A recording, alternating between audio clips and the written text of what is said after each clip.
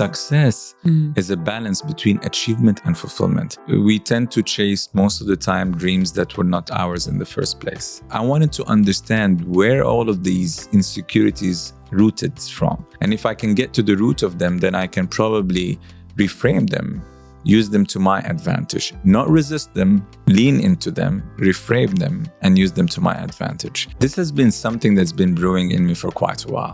The new currency is skill set. So we got to go back to skill set currency, okay?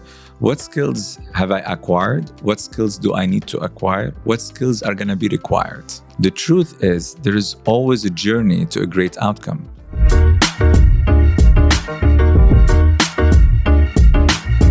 Hello. One of the most common questions we ask ourselves as human beings is, what's my purpose? Where am I heading? And how can I be of service to others? Whether you're a professional who wants to get to the next level, or maybe you're someone who's tired of your own job and you want to start a business, for example. Or maybe you're a mother who's been home for the last 2, 3, or 4 years with your children, and now you want to get back to work, but you find it difficult. These questions and so many more questions, we're going to be talking with career, business, and leadership coach, Moe Swidan. Hi, Moe. Hi, Paula. How are you? Very good. How are you? I'm great. Thank you for asking. There's so many questions I want to ask you about that I don't know. Should we start with your own story, or should we go into, your coaching methods? Maybe we can touch a little bit on that, and then we can go back to your story. Of course. So how do you see, the struggles people have they changed over years, or has it been from the beginning of time the same struggles all the way to today? It's a very good question. I think the struggles or the challenges or the obstacles, and mind you, I'm using different terms because I don't think they're necessarily struggles. I think they're sometimes obstacles in our journey are changing. They're not the same. The world has changed. The speed of life has changed, which means that our expectations are changing. And therefore, our obstacles, setbacks are a bit different than where they used to be from before. So I'm seeing them change, but they all kind of drill down to the same main buckets, if I may say that. And they all come with our expectations, our thinking, what we believe of ourselves, if we've ever defined a goal or a vision for our life, or we haven't. And sometimes it's not our own vision, our goals that we are chasing. It's someone else, maybe driven by society, community, friends, maybe parents as well. Yeah, that's such a good point, because a lot of people, they are formed in their early years usually. And a lot of things, they are either passionate or they're driven, or maybe sometimes they're fearing of something because of their childhood. So it's interesting, you are a coach, but a lot of what you talk about is, psychology. Have you always been interested in psychology and in people's minds and mindsets? It's a very good question, and it actually has a lot to do with my own life experience. It was an interest that developed through work, through professionalism, and then moved from personal lived experiences in my journey. I realized when I was in my career that when I came to grow, what did I like and what did I enjoy? And I quickly realized that I enjoyed serving others. And that's what kind of pushed me to become a manager in the first place. But when I took that step, little did I know that I'm dealing with different human beings, with different aspirations, with different thinking process, with different drivers. And that's what got me even more excited to kind of lean in and understand, how do we function? How do we think? What makes us tick? And in that journey, I learned more about, how we behave and why do we behave this way, and got very, very close to the world of coaching, which was about 12 years ago. And that what set me off to the understanding of, how we function. That is such an interesting thing, that you first practically, you were a manager yourself, and then you realized that you actually would like to coach other managers based on your experience and then your understandings and sort of aha moments in this field, right? True. Can I ask you about, if we can go a little bit back, way back, how is your upbringing? So you said, we spoke before that you moved to Dubai very early. So can you talk about why was that? Because this podcast is also about change. And a lot of people made a conscious decision to move to Dubai for whatever reason. But you were a kid when you moved. So it was your parents' choice, I assume. True. Can you talk about how was that? How old were you? And a little bit about that. Of course.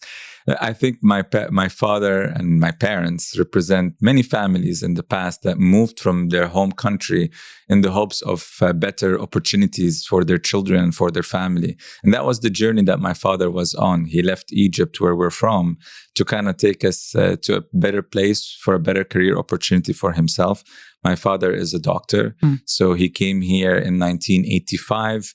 To kind of pursue an opportunity in the UAE, specifically in Dubai. So I came to Dubai when I was 3 years old, along with my younger sister at the time. We're a family of 3. So the youngest was not yet in existence at the time. So both of us were just young children when we arrived to Dubai. And off my journey in Dubai started at that age. It was an interesting one because Dubai at the time was not the big phenomena that everyone knows today. And little did I know that the experience of seeing Dubai transform will teach me a lot of lessons. I wasn't mindful at the time, or, I was aware to kind of figure what are these lessons. But today, from my experience, it is one that taught me that, you can kind of get to where you want to go. You can build new outcomes, decide what excellence looks like. And so many people look at the story and say that, yeah, but they had the resources. But truly, having the resources does not mean you're going to be successful at what you do. How many of us have health, and yet we don't invest that resource to kind of, pursue a better fit life? Let's talk about you moving here. So you were 3 years old. So that's quite early. Do you actually remember moving? Do you remember your life before, or your life basically is Dubai? No, I cannot say that I remember before my life in Dubai, to be very honest. I look at pictures and see things, but... And what about the culture, the Egyptian culture within the family? Were your parents kind of strong on cultivating, Egyptian food or music or other kind of cultural things? Or was it more like blending in with what was here locally? It's a good question. I think at the beginning, there wasn't much of how much was here locally other than the UAE nationals and a few other nationalities that exist. So the communities were not as big as they are today. But my family, like any traditional Egyptian family, kept the traditional Egyptian culture living in our house. So we did eat Egyptian food. We watched Egyptian movies, but it wasn't restricted to that. So quickly we've learned about other cultures through their cuisines, through interacting with them, being neighbors or, being children in schools. We got exposed to many nationalities early on in our lives. And that was something that was very unique to us, coming from a family that lived all their lives in Egypt prior to coming to the UAE. Yeah, I think Dubai right now as well, one of the main things, and we've spoke about it before as well, that Dubai is one of those places that diversity just seems to be like, from the beginning already, it was a diverse place to be. So all these years back, that's also something that you remember. So it's not like something's developed in the last few years where, people started coming from different countries. It was already then when you moved here, right? 100%. I remember my school friends used to come from different parts of the world, some from other Arab nations and others from other parts of the world in different continents. Maybe we've seen more nationalities come across the number of years that kind of came after that. But no, it's always been a diverse place. And then if you talk about sort of the way you were raised by your family, your parents, was it always to be mindful, always to kind of analyze and look beyond the surface level? Or is that something you developed yourself when you grew up? I actually was blessed by great parents that taught me not to judge and to have an open heart to all other cultures and individuals. And there's no difference between two different human beings. Yes, we might have our own ways of lives, but doesn't make us any different from each other. So I had that instilled in me as a child early on. But of course, to kind of analyze and understand and build bridges and perspectives is something that I lived and learned along the way. And then what about your school? So when did you kind of realize you want to go sort of business direction? Was it a conscious decision? Was it based on, ego? I want to be in business because that's how I think success is. We all, when we're like in our 18, 19, the way we make our choices probably are, based on some ideas of what success looks like. So how it was for you? Was it difficult to kind of choose your path? It's so funny. I mean, maybe this is a story not a lot of people know. I actually had no clue. I mean, to sit here and say otherwise will be a false story. I actually remember on the day of my registration, I'm a graduate of the American University in Dubai, and I was there with my mother for the registration, and they had the form where you fill which degree you want to get into. I had no clue. I called up my grandfather in the US because he resided in the US and said, hey, these are the options. What do you think I should get into? And he said, I hear information technology is where you should go. And that's how I ticked that box that day and became a Bachelor of Information Technology holder, which was in essence 50% business and 50% technology. Mm-hmm. So it wasn't because I had a certain image in mind. I actually just made that choice based on a phone call that day. That is, a very good direction to take. Even then, when the IT and all the tech world probably had not rise to the levels it has right now. So I don't know, like the question about regrets is probably very subjective, but are you still happy you took that path, or now you're thinking, oh, I should have gone there. I should have gone psychology. I should have become a therapist maybe, or what? How do you look at it now? I look at it, I mean, mind you, I'm answering this question today with a lot of awareness. Yeah. I can tell you, if I were to design my own life, the way it rolled out, it wouldn't have been that perfect. Everything that happened in my life over the past, I won't say my age, but has been built for me to bring me to this point in time. Yes, there were moments that were not easy. There were decisions I've made, but they were all meant to drive me to an outcome. So I'm very content with everything that happened in the past because it has been serving me, whether in disguise or in opportunities. And after school, we talked as well about this, that you've had some really big household names that you've worked for. Talk about that phase in your life. Did you realize, okay, this is now going to be the trajectory, the direction for me? And were you happy for a long time and it happened at one moment where you were like, okay, this is not really what I like? Or just talk about how that phase in your life was. Yeah, sure. I still remember the day I graduated from university. I was so eager to graduate. And then the day came, I didn't even know what's going to happen next. Like there's this silence.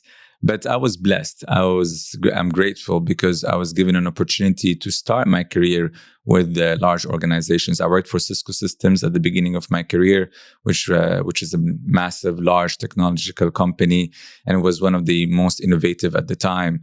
And with that, started my path in that industry. Little did I know that this would have been my path, to be very honest with you.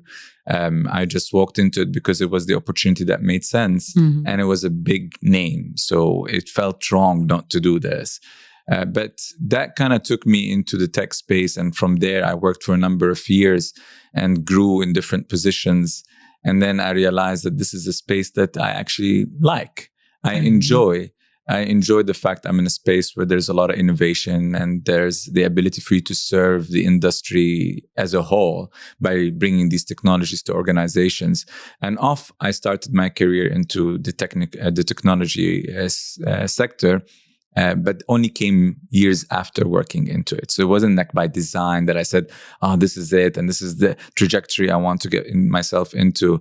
And then from Cisco, I moved to a local regional organization, which I worked for 3 years, called Vision Valley. And then from there, moved to LinkedIn.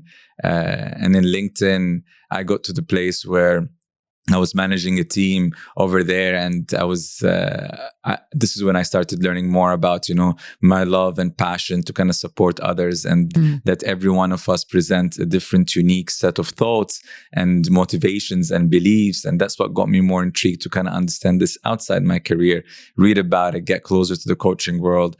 But I did enjoy that domain a lot. I did enjoy the space I was in. I felt very blessed and grateful. Moved from there to SAP to run their cloud business. And then from SAP, I moved to Uber to become their head of Uber for Business, which is their B2B arm for Uber for the Middle East and Africa region. And then I was impacted in COVID. Many people might not recognize this, but during COVID, Uber being an organization that is focused on transporting people and stuff, had an impact. And I was part of the individuals that were impacted during that period of time. And I spent a few months at home waiting and trying to develop my next step. And I didn't want to sacrifice what I believed was my goal at the time, because I was very clear around what I wanted to do. It took longer. The world didn't know what's happening. It wasn't an easy phase, but one that was filled with a lot of blessings.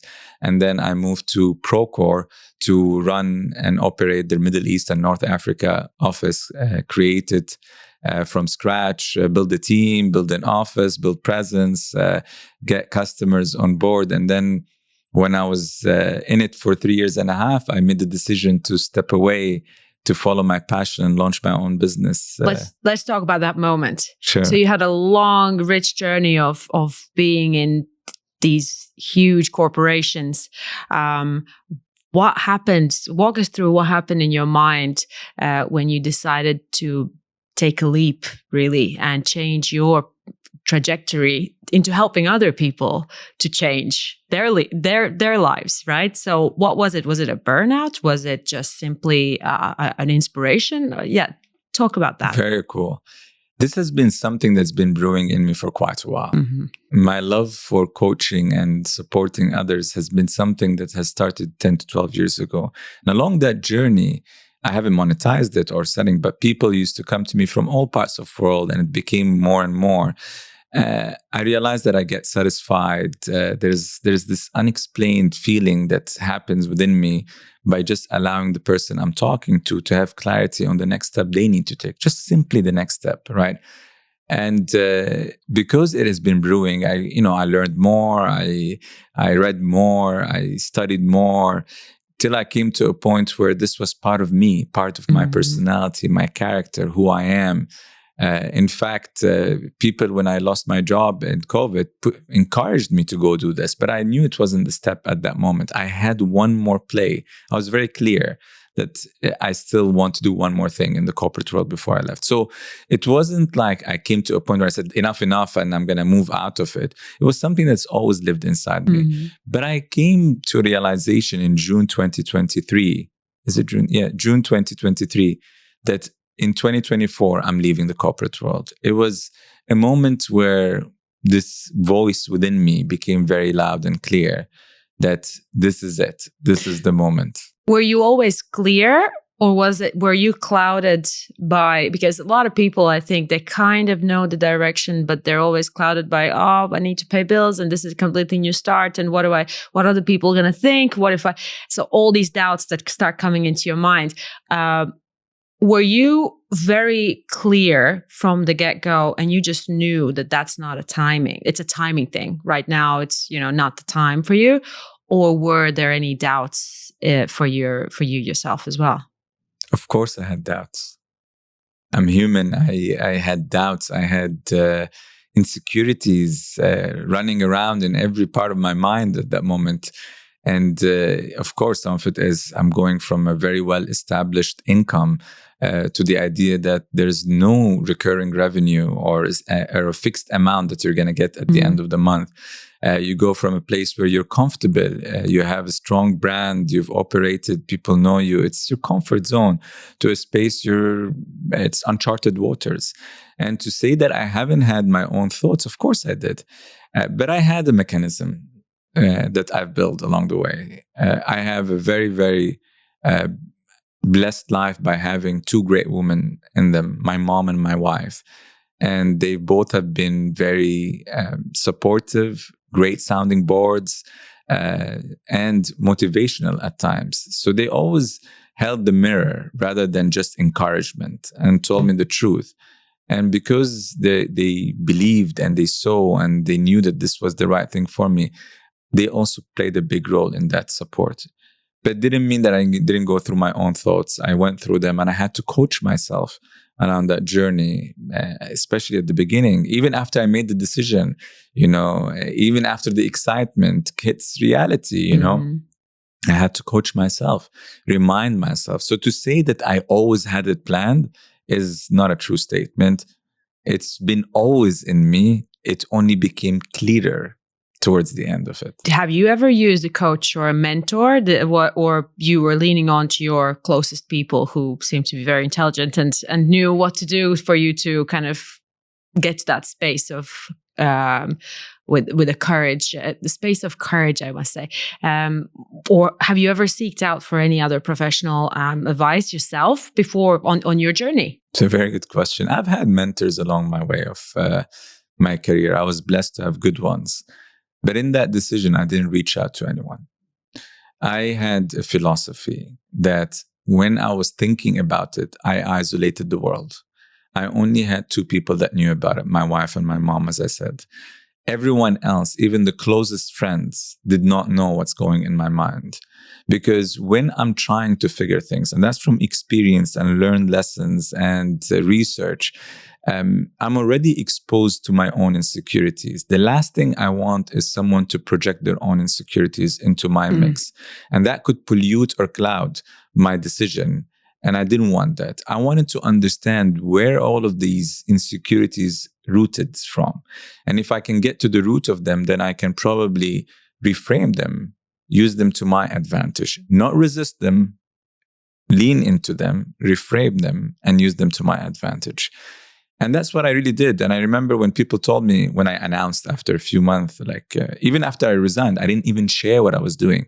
People thought that I kind of lost it for a second, are you okay? Yeah, I am okay, right? Because I didn't announce anything. I knew what I was doing. I wanted to make sure I was ready to announce when I was ready. And I was doing work already on, my brand, my company, but I didn't share anything with anyone. And then I remember when I shared, and people were asking, why didn't you share? Or, what were you thinking? I said, I was making sure I reached the island and that I burned all the boats. There is no return. This is it. This is the island of choice. And I'm going to make sure that I seed, plant, harvest, live through the, rainy days and the sunny days. And I wanted to make sure there was no insecurity to give me a plan B. This is my whole plan. On parallel to this, what you're talking about, there is a lot of mindfulness that kind of comes through as you speak. So if it wasn't sort of like a coaching, was there any other way or person that helped you be very mindful and very honest with you? Was it, we were talking earlier about meditation. At what point did that take place in your life? Because that sometimes the work on yourself result in, actions that you make, and you kind of think, well, no one helped me, but actually there's that work that you've done yourself that kind of changed the whole reality for you, right? You're 100% spot on. I don't think the term "no one helped me" is true, because at the end of the day, there are people that did help, but also you've helped yourself. Yeah. Right. And you're spot on that. I've lived a life that was eventful in many ways, professionally and personally. And these kind of put me in situations where I either had to learn or, allow it to beat me down. And in these learnings, I've learned a lot of self-awareness. I've developed tools and techniques. But by nature, I'm a very spiritual in the sense I trust in God. I have a lot of trust in God, and I believe the formula for me, and this is by all means doesn't mean that this is applicable to everyone, but my formula for me is I got to do my part and trust the Creator in His part. But I got to do my part. And doing my part means that I have to, whether it's research, whether it is, praying, whether it is journaling, whether it is visualization, whether it is, just calming the noise in my mind, is all the work I got to do. And all of these I have done. So I didn't come to that point by just, doing nothing and just with a crazy idea and decided to run after it. No, there's a lot of work that came into it, and there's a lot of trust. And at that moment, and then one of the biggest themes that I can mark my that phase in is trust yourself. You're talking, and I've just remembered I saw somewhere on internet this picture of someone looking at the flower and thinking, why is it not blooming? And then it shows under the surface this big roots. And I feel like sometimes that's those big roots is the inner work that no one sees. And then all of a sudden it blooms. They're like, oh, overnight, a success. And no one kind of sees that it's a big, deep internal journey for most people, right? I think this is one of the biggest issues and challenges we have in today's society. We are comparing ourselves and looking at things and judging them by just looking, on a quick reel or a quick picture and making that assumption. The truth is, there is always a journey to a great outcome in everything in life. And everything that is valuable requires a bit of work. Anything that comes easy, they tell you easy come, easy go, right? But I also believe if you look at the universe and everything around us, look at everything valuable. Look at the wonderful journey of a woman being pregnant. There is wisdom in there for it to be 9 months. Could it have been shorter? Of course it could have been. It's valuable. It's developing. Good things take time. Look at plants. You seed them. Some of them take years before they surface above ground. It's not even days or months.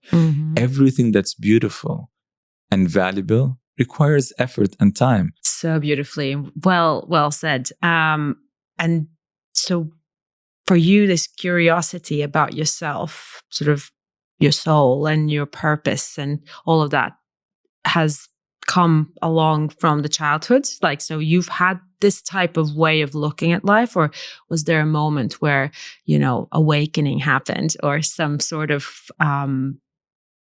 self-awareness expanded in some way? Can you recall any situations where that happened? Yeah, of course. I think this awareness came at a later stage. At a younger age, like many children, all I cared about was playing around and stuff.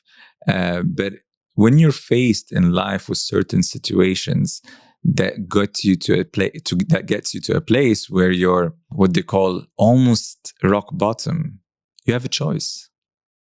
You have a choice to stay there or to try to climb up. So my life had moments like these where I got close to rock bottom. In fact, some might call it rock bottom. And I'm not talking rock bottom by the idea that I was in the streets, just to be clear. I'm talking about rock bottom emotionally. By your own measurements. Yes, right? Rock bottom emotionally.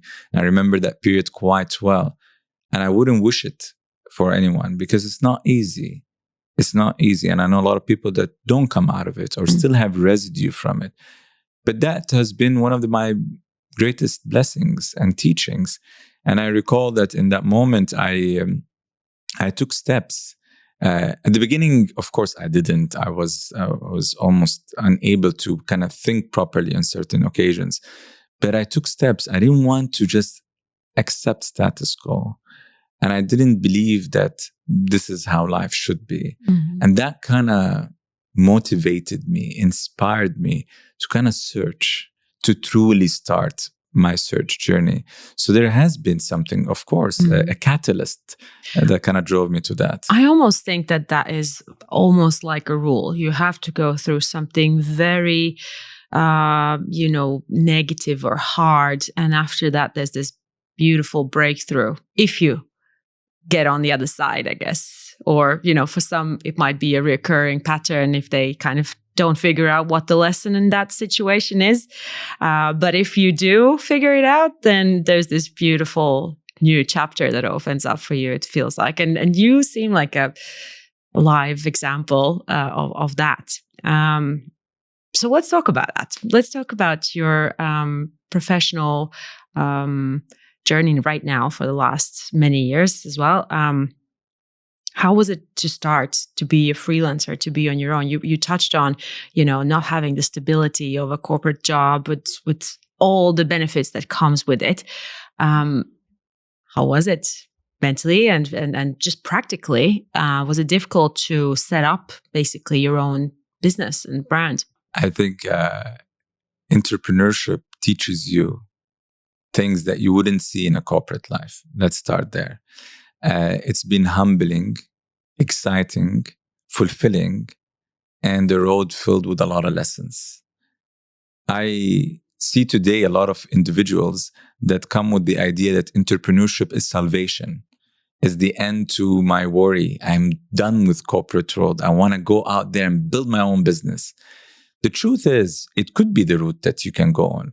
But building a business is a different type of beast. It requires different type of skill sets. And it's a lonely space. Because when you're building on your own, you have no manager to speak to. You have no funds coming from another account. You have no companion to tell your thoughts to. It's your idea. It's your vision. You're materializing what you sense within you is the right direction into reality and into action. And there will be moments where your patience will be tested or your expectations are readjusted. Mm-hmm. And I think all of these lessons, as I stepped into an entrepreneurship and building my own business, are ones that I knew, but never kind of used or practiced or even lived through.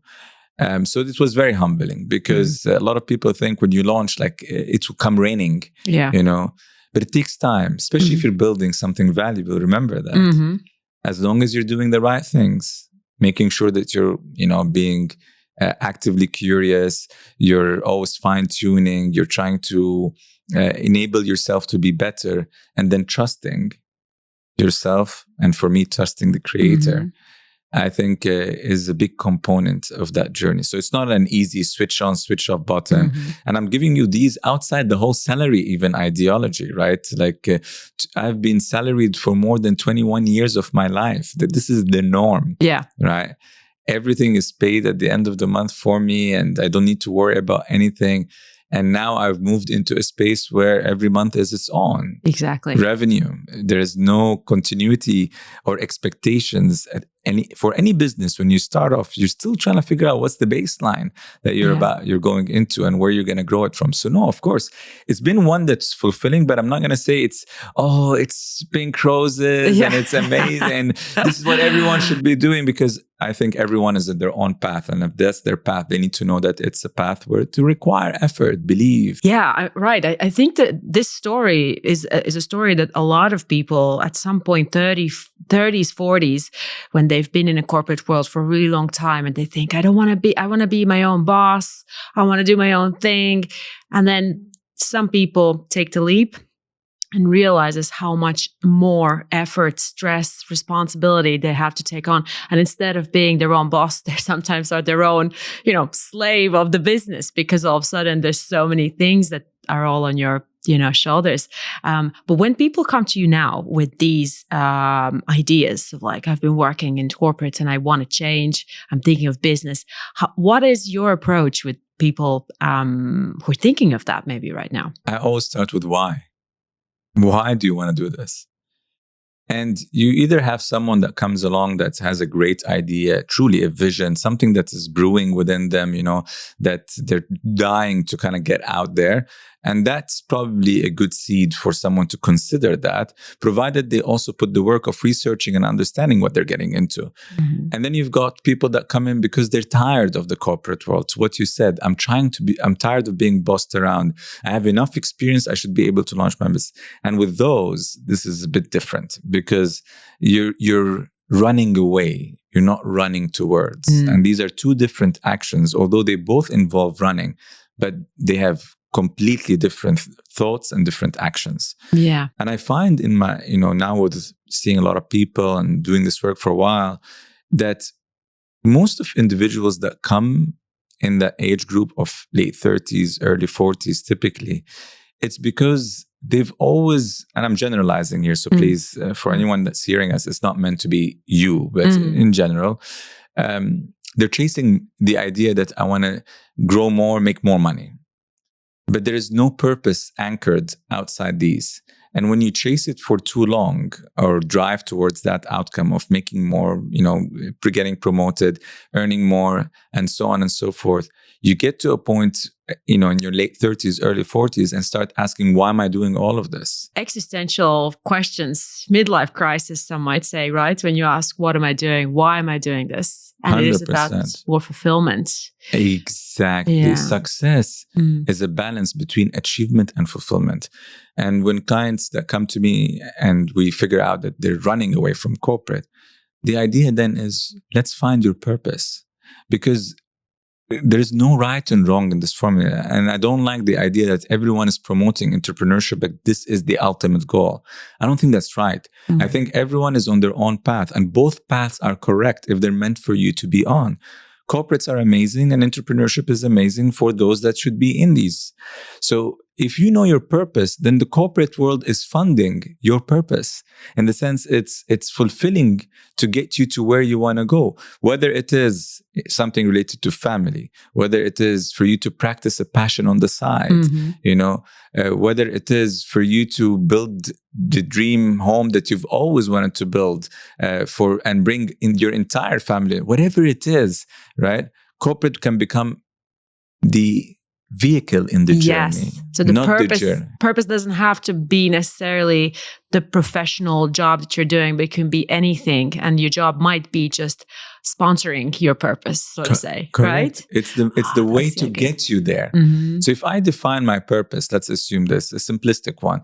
I want to give my children the best education, but let's go a bit more future. I want to have the ability to kind of have place where they all come with the grandchildren, and this is my vision of the future. And I want to have the ability to still invite them out or take a trip twice a year with my wife and them and their children. So this is now a purpose or a goal that is in the future that is bigger than what you're doing today.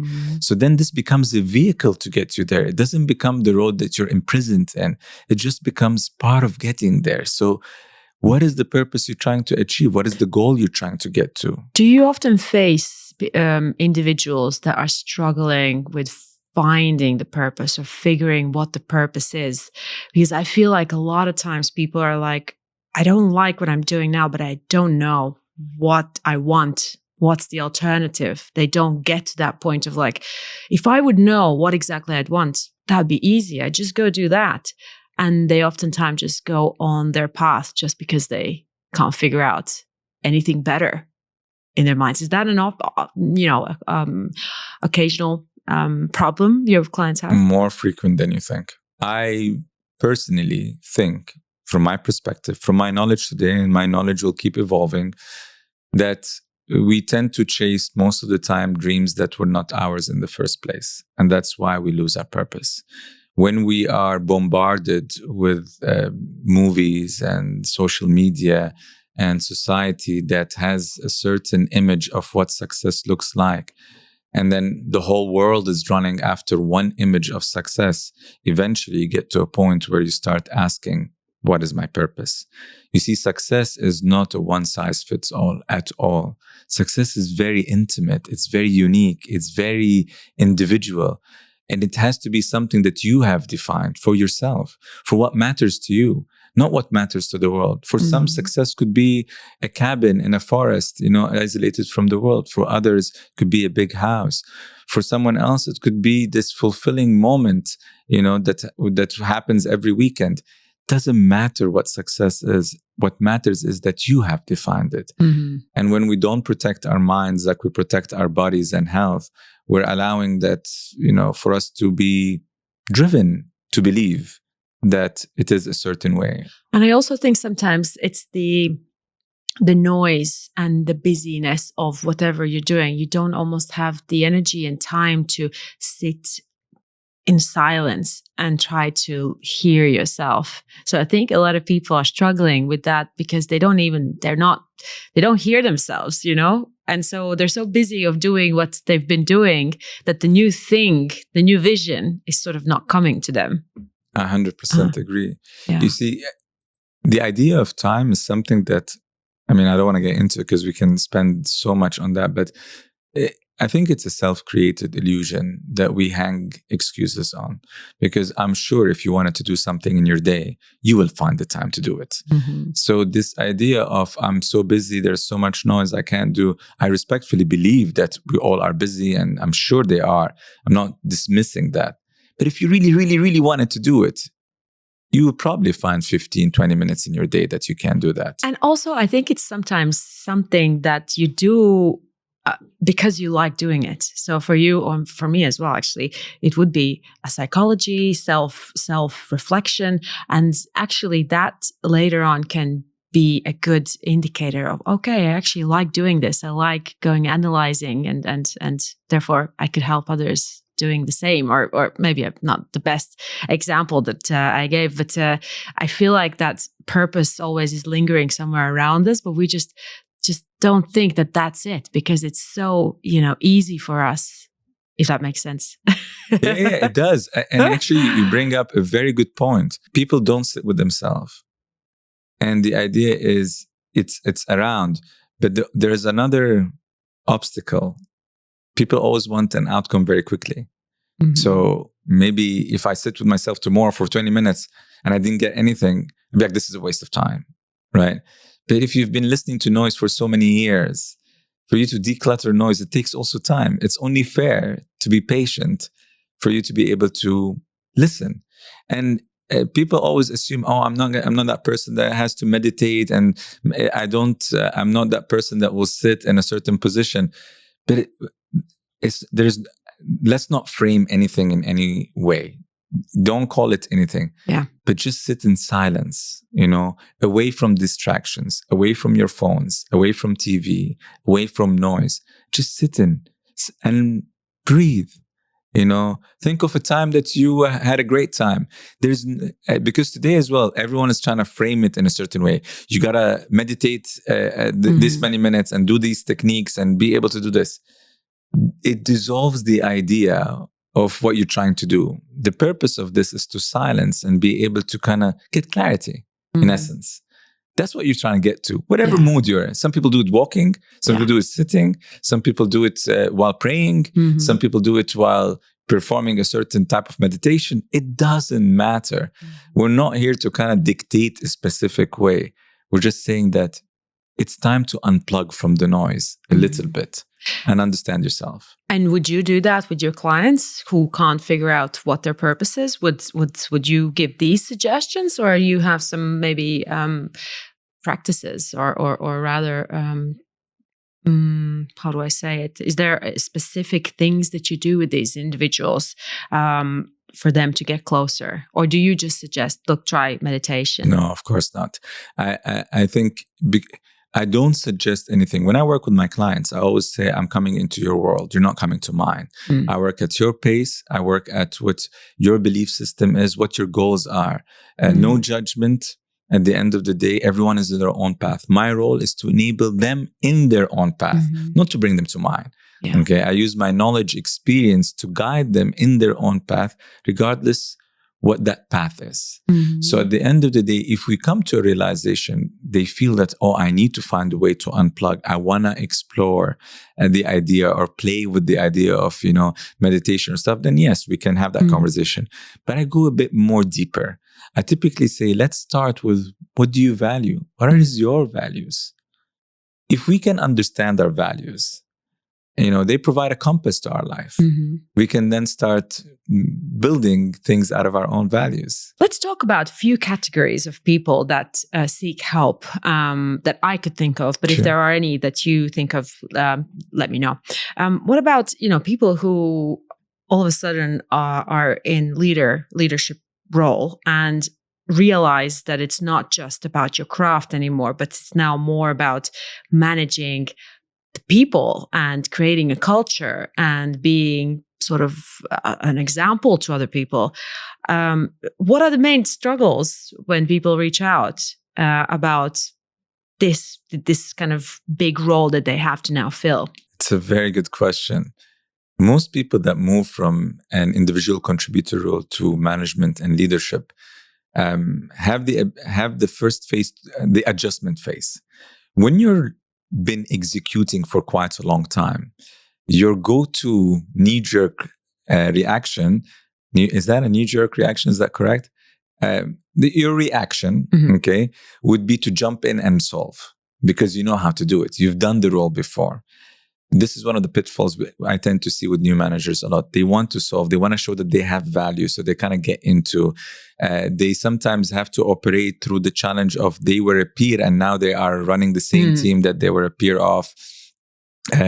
They tend to see as well that they overwork themselves a little bit because they're trying to make sure they cover all angles of everything. Delegation initially is a space they're not very good at. They don't trust yet the ability to give things away. They want to show up at their best to their manager. So they're trying to make sure that, they sometimes please rather than reflect reality. So these are all pitfalls that do happen with first-time managers, and they do come and, we have conversations of how do we avoid some of these pitfalls or how do we learn from such situation. They sometimes even come into role and they need to hire people and they've never hired people, or they need to come into role and deal with a low performer and they never had a low performer. Yeah, I mean, it must be quite difficult, quite mentally, to kind of grow into this new role of being a leader of, a team or a huge department or, the whole company. I wonder how much of that is mentally your own feeling, I don't know if I can do this, or, I need to overcompensate so that no one's angry with me. Talk about that. What are the main internal doubts and questions that leaders have when they come to you and say, I need help? It's a very good question. So to answer the question, some of it is skill set and experience. They haven't managed from before, so they need to build that experience over time. It is mental thoughts. Am I good enough? Am I looking after them? So I overcompensate by being too nice to the team, even when things are not in the right result. I wouldn't be too harsh, or let's not say too harsh. I wouldn't be too confrontational and say, you know what? This was not up to par. This is how you should do it. Or, even constructively, I wouldn't do that. I'll be worried that I'll be perceived as a bad manager. So I overextend in being nice sometimes. Or I tend to, as a new manager, jump into every meeting or call in for a lot of internal meetings. All of these are overcompensation. Calling in for a lot of internal meetings or going out for all external meetings is an element of control. When you're an individual contributor, you used to control everything because you have a certain outcome that is yours to control. Now, your outcome is the collective outcome of everyone that is working with you. Yeah. So they tend to do that. I also see people that feel that if they have a belief system, if they're not tough, they're not respected. They associate, toughness with respect. And they believe that, if they need to be strict, they need to be tough the whole time. When in essence, true leadership is not about that. It's not about that at all. So you start going back to the idea of why do you believe that? Where is this coming from? What do you think toughness is going to grant you? If someone was tough towards you, would you respect them? So you start kind of, unpacking that a bit in a deeper layer to kind of understand they need to see it. It's not about me telling them. It's about them actually figuring out where is this coming from and how this is this supporting them? Or actually is it putting them on the other side? Anything that's supporting us is serving us. Anything that is not supporting us is something we need to start considering. Either do I need to unlearn it? Do I need to improve it? Do I need to change it? Mm-hmm. Yeah, because I think, and I think I've seen it on LinkedIn there's been a big conversation about this as well, where a lot of very high performing individuals who are great at their craft, what they're doing, all of a sudden are promoted to this new role that has nothing to do anymore with what they did. They actually have to start managing people. And sometimes they kind of cling on to that old self and can't let go and embrace the new chapter. Is that something you've also noticed with people? 100%. I've seen it. And honestly, I think it was traditionally the top performer made it as a manager. It was the normal cycle. Whether they wanted it or not, it's another question. Yeah. But they just automatically got promoted. Today, I tend to see a lot of organizations that are shifting that. Just because you're a top performer as an individual contributor does not make you automatically qualified as a top leader or a top manager. There should be two things now that organizations are looking at. One, the willingness from the individual to become a manager. And secondly, leadership skills that are existent that are probably a good ground and foundation for them to harvest more out of them. But if they're a top performer and they lack the leadership skills, they will remain as a top performer, as an IC. So I've seen that happen a lot in the past where people just automatically transition to manager. And they unfortunately, instead of adding value, they detract value from the entire team. And they actually disrupt the business, not positively. Because the team members get exhausted, they end up leaving, that business unit starts generating less revenue. So now I'm starting to see that shift happen anyways in the organizations. And I feel like in the last couple of years, at least I've noticed it's a louder conversation about culture. There's this beautiful saying, I think in Wall Street, where it says, culture eats strategy for breakfast. I remember one of my previous bosses said that, and I loved it because I did feel like if the culture was down, if there was something not smooth within the team, whatever strategy, whatever ideas we had, they kind of deflated a little bit because the atmosphere was not right. Is that something you work on as well with some of your maybe corporate clients too? Yeah, 100%. But the ones that are wanting to make change, like some leaders do want to improve their culture, some see the value of culture. It's becoming a bigger element than where it used to be. In the past, only a few organizations really focused on the culture, and the outcome and results have been phenomenal. Because when you have an organization where employees are subscribed to the cause, when they're excited to come to the office, to be part of this journey, their output and productivity becomes higher. Not only that, their longevity in the organization becomes even one that expands. And they tend to grow with the organization. There's more space for creativity and innovation. So culture has become one of the secret recipes that is now more spoken about. Is it implemented at a wide scale? I wouldn't say yet, but I think this awakening in that space is going to give the ability for more organization to consider it even further. And it's not about the furniture. And it's not about only the colors. It's about truly embodying values that enable the organization to embody a culture that is supportive, creative, and allows for employees to kind of thrive. Who do you think has to set the tone for the culture?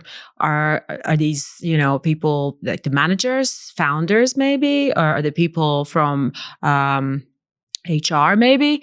Where does the responsibility lies on? Or is there maybe some leaders within the group that set that tone? Where should it come from? That's a very, very good question. I would say it should be from the top of the organization in general.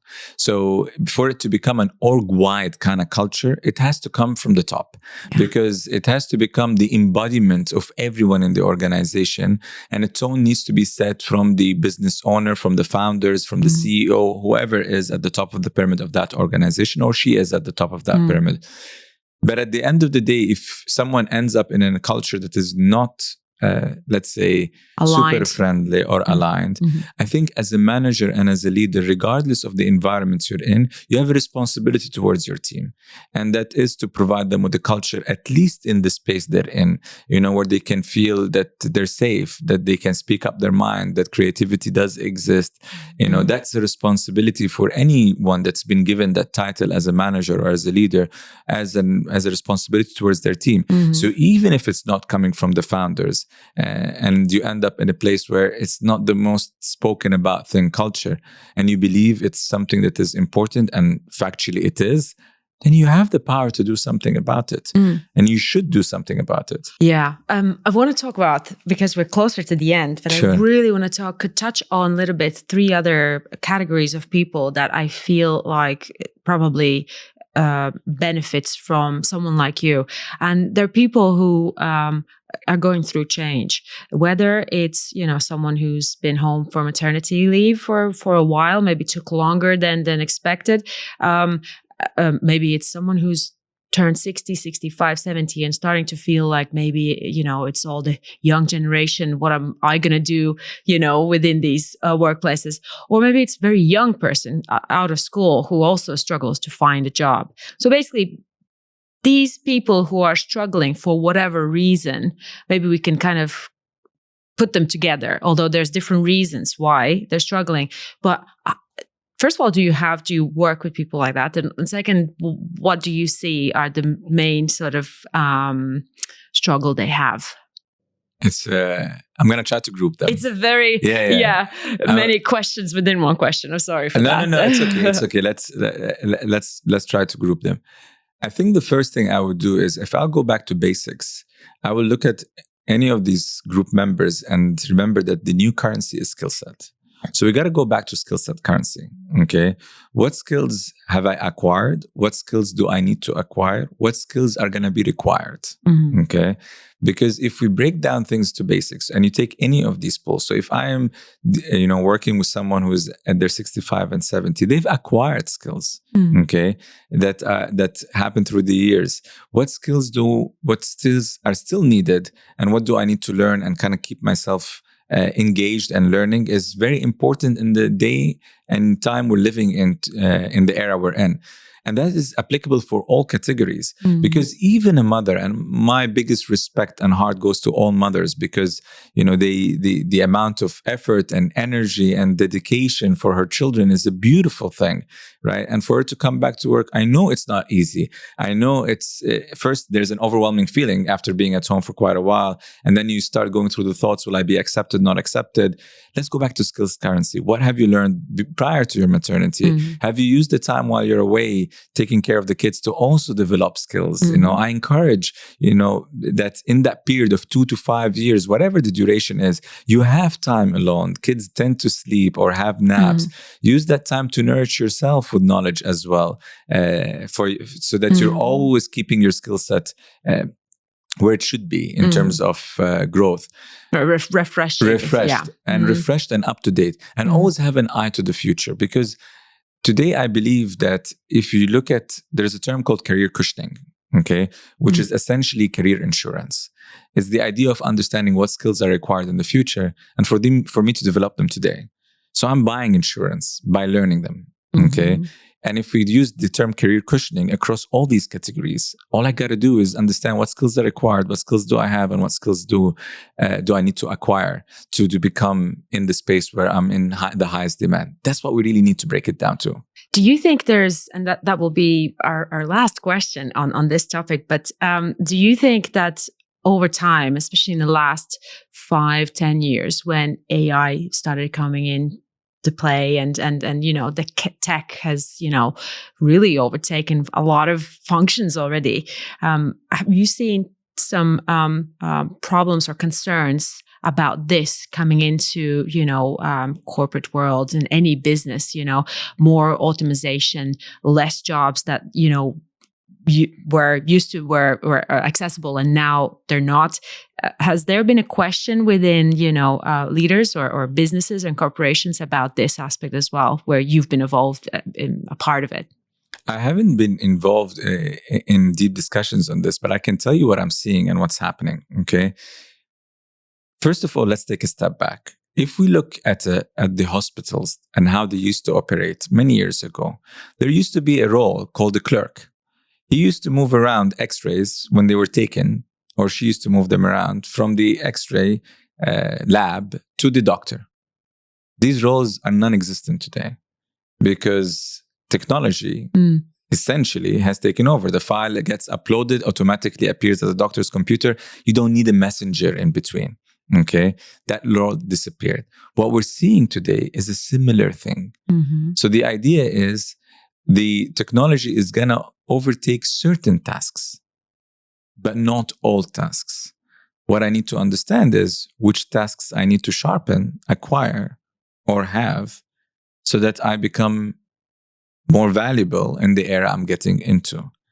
So are there conversations? Yes, there are conversations happening more than you think. And also it goes back to skill set, like you mentioned. You go back to what you know and how you can apply it in whatever, the job options are, I guess, right? And that's why I always say skill set currency, because skill set currency, even with AI is not going to take roles. I know it will take certain roles, but I'm saying, look at it from skill set. What skill sets is AI going to be able to resolve for, and what skill sets are still required or will be in higher demand? And I can tell you today, because I've gone through some of these reports, there is a lot of reports out there about the future skill sets required with AI intervention. And a lot of the interpersonal stuff is becoming even more and more important. Problem solving, communication, the ability to be dealing with technology and humans. There is so much that is required still out of individual. This is not going to be the end of human era at work. Yeah. It's just an evolution of the skill sets required for us to operate in a much more efficient way. Yeah, because I think there's a lot of confusion right now because it's an unknown phase that we're entering, I guess, as a society. There's been so many questions about AI. How will the world look like afterwards? And I think some people might go into a panic thinking everything's going to change. And then, like you just said, it just feels like, we can incorporate it, use it as a tool, help, ourselves with whatever we're doing. And then it seems like more of a calming way or approach to look at it, right? Yeah, it's an evolution to skill set. If we look at it this way, all I got to know is, what skill set do I need to acquire? And growth is part of our human element. I mean, we got to continue growing. So let's not look at it as an uphill battle, but look at it as a new wave of doing things differently, and for the person to kind of acquire a new skill set that can support them in the future they're building for themselves and for the ones they love. You know what? Embracing change. This is basically the main aspect of this podcast. And I really love the end point that you just made. Embracing change and looking forward with excitement rather than worry is probably something that's we should do more. Thank you so much for coming. And I don't think we covered everything that we wanted to talk about, but there's always a second time, so we can do it again. But for everyone who's watching us, I'm really, and you want to have advice and you want to speak with someone about your career, your business, please reach out to Moe Swidan on Instagram or our website. And good luck. Thank you so much. Thank you. Thank you very much. Bye.